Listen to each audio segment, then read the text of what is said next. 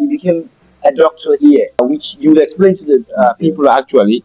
And now you are somewhere or somehow built a Turkish audience in Turkey here. How has it been for you? You live in Ghana, coming to Turkey, and you built this kind of audience. I think Africa is a sleeping giant. Sleeping giant. Yeah, and I believe it is time for that giant to stand. So as young Africans, we have to improve ourselves. So sometimes we have to seek knowledge outside Africa. People call me Afro-Laz because of the popularity we got from Rize. And in Rize, there's an ethnic group called Laz. And that's where the first family I met in Rize, they are Laz. So it made me love the culture. You get me? So that's where the Afro-Laz come from. So most people call me Afro-Laz, Rasta, or Yaya. These are the most popular names people call me. For you. Yeah. Now, people might be wondering there, say like they know you for Rasta or Yaya. What is one thing that you've never shared with any social media platform? I might be the luckiest today. What is one thing you like to share that no one knows about you? This is a very nice question. I'm very emotional. People don't know. Wow, I am very, very emotional. Like people feel like, no, this guy is a hard guy. He doesn't cry, but I'm a soft guy. But people think like, oh, this guy is hard. He doesn't cry and stuff. But I cry most of the time, and I'm very emotional. Yeah. So like people don't know this part of me. They see me to be that entertaining, this strong guy, but then I'm very, very emotional. Wow, so even the lion can fall. Yeah. Just on your platform. Yeah. Okay, that's a blessing to my viewers. Anyways, people will be there wondering, okay, seeing if the lion can fall, who am I? Okay, we go, arriving in Turkey. Your first day in Turkey. Turkey is I think it's a country that has really created impact in you. Yeah. Mostly from what we've been seeing here. Did you feel like you belong in Turkey, or do you feel like you are a stranger still in Turkey? The thing is that when I first came to Turkey, I went to Rize and I met a family that took me as their own. They supported me in anything I wanted. Wow. In terms of financial wise, in terms of, even the comfort I didn't get when I was in Ghana, these people gave me. They didn't know me, but they took me as their son. So this made me to love Turkish people. That's where my love started from. And they used to give me money, and they had a son. Anything they did for their son, they do the same for me. But they didn't know me for anywhere. So that caught my attention.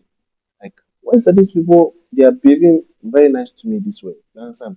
So that's where my love for Turkish people started. So as time goes on, I started meeting other people, as we were the first black in Rize, so people were very nice to us. For me, I don't pay anything from buses to restaurants, even before I was famous. I was not using cash. Anywhere I go, it's free of charge. So it made me love the city and love the people. That's where my love for Türkiye started. Shout out to the Turkish people. Specifically the Rizeans, right? It's from Rize. From Rize. Now there's this journey, the medicine journey that I heard about you. What department are you studying in Turkey? Can you write us through a little story about you? When we came to Turkey, we were to study basic medicine, general medicine. Let me say the general medicine. So for that one is 6 years, but we had to take a preparatory course, Turkish language preparatory course, because the course will be 100% in Turkey. So we had to take a course for 1 year, then we start the medical course. So that's how we started. We took the course. After that, we started medical school. And as a medical student, after we finish, you can specialize. And before you can specialize, you have to write specialization exams. I've not yet taken the exams, but I'm hoping to take it in the future. So basically, that's the journey in Turkey. You just write your specialization exams and you start your journey as a resident. Wow, that is so interesting. Now we come here. Medicine is not easy anywhere in the world. You study medicine, and particularly you mentioned you studied preparatory before going to this one. But studying medicine in a foreign language, particularly in Turkey, did you ever feel like quitting? My first year was very difficult. It was hell. Hell. I was like, nah, I can't do it again. Wow. I wanted to go home because we studied the language in Tomer, Mhm. the language. Now we come to the identity crisis of you now, because when you look at your story, typically here, you moved from Ghana, you came, you've been well connected, and you mentioned that Mm, when you go back to Ghana, you feel like a stranger. yeah. This identity. Be honest.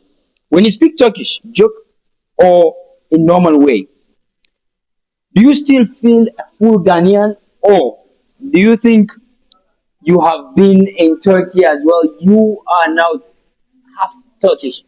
And to be frank with you, Mm. like I said earlier on, but now maybe my Ghanaian brothers will Pardon come, me. yeah, will come for me after this statement. But now, Yeah. after being so much integrated into the system, I Ah. think I feel more Turkish now. Mm. No, not more Turkish, more reasoning Ah. than being Ghanaian or stuff like that. Wow. Yeah, that's it. Yeah. Okay. But then, no matter Mhm. what, you don't have to forget where you come from. Then we are Ghanaian forever. But then, uh, when you go to someone, you do what the Romans do. So that's what I just did, and I just loved it, and that's how it's just moving on. But Wow. we are Ghanaians forever, Forever you are a forever, Ghanaian. forever, No matter what, even the forever. American No passport, matter, even the Turkish passport, no no matter what. matter what. There's something you guys don't know. I'm Ah. also a Pan Africanist.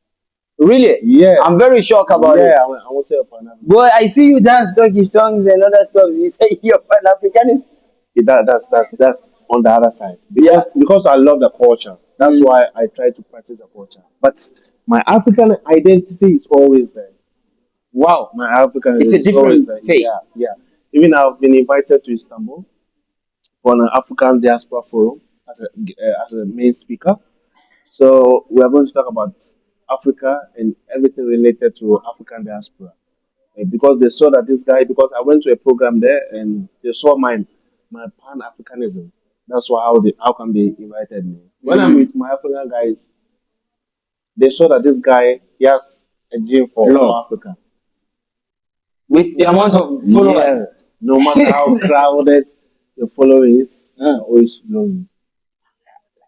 Like somebody will be sitting down there like how is it like how does that loneliness mean? Because you have Because loneliness, people abandon you.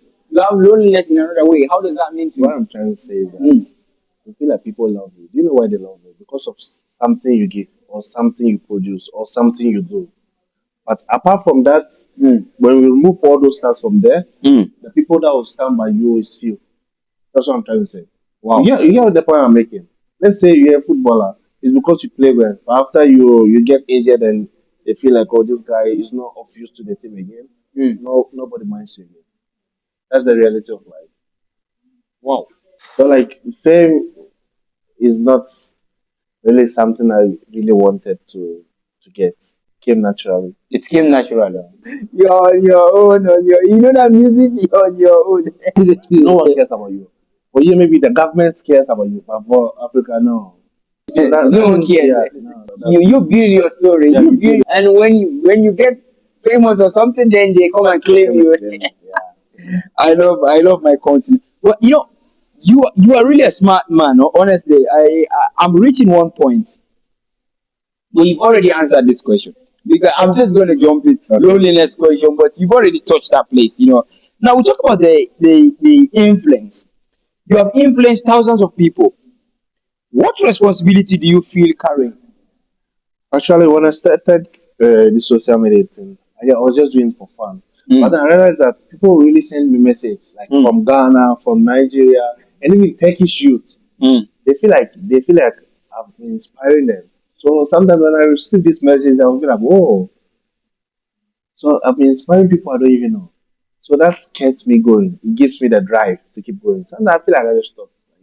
I'm not in anything inside. Yeah. So sometimes I just want to stop. But then when I receive some messages, and sometimes they invite me for like conferences, they invite me for summits, they invite me for African programs. Like I become very happy. So these are things that keep me going. Now we come to the second to last one. At the end of your life, do you want to be remembered as a doctor or as an influencer or a story that inspired people across border? For me, I don't care about titles, whether you're a doctor or I don't like titles. The only thing I care about is people should remember me as a good human being. Wow. They feel like the African person is down, is not intelligent and stuff. They are just trying to put that in that box. But this new generation, we are not going to accept that. We are going to rewrite our own stories. Wow, stand family. Yes, that's my final words. And like I said, I just want to be remembered as a good person. You cannot live in Ghana. You have to take a visa to go to Nairobi or to go to Nigeria. So I think Africans should come together. The fifth of all countries in our continent. We have to come together for a borderless Africa. We have to have only one carries. That's where we are going to develop. Some people they don't like this idea of a borderless Africa and stuff like that. But then if we don't unite, can't you see Europeans they have European Union? And if you get visa to Italy, you can enter all these Schengen areas. Why Africa can't do the same? I have a lot of YouTuber friends. They have to pay $300 just for visa to travel within Africa. That's really We cool. Africans we have to move freely in the continent. So to end this, I will just say I'm advocating for a borderless Africa, one currency. Africans should be united. Thank you. Wow. What about one African who wants to study abroad like you, who wants to move to Turkey or any other country in the world? What is one motivational advice you give to that little African or somebody watching this video in the future? Like I said, as a young person, it's either you study in your country or you study outside your country. But your main aim is to study and give an impact to your country, whether within or outside. When you're coming outside, it should not be like you just want to come for the fun of it. You want to come and improve yourself so that you can serve your nation. So if there's any African watching me today, I just want to tell you that don't give up, follow your dreams, go to any country you want to, improve yourself, and make sure you go back to the motherland. Let's all come together and make Africa great. This is MMJ World Story. Today we've explored Dr. Yaya and it was really wonderful. Yes, I've gotten a therapy, a refreshed one. Tomorrow I'm a new person after this podcast. I'm a new person after this podcast. Very strong, healthy. Even if I'm going to the gym tomorrow and just think about all of these things I've gotten. See you in the next episode. Thank you for having me. I'm really happy to be on this podcast.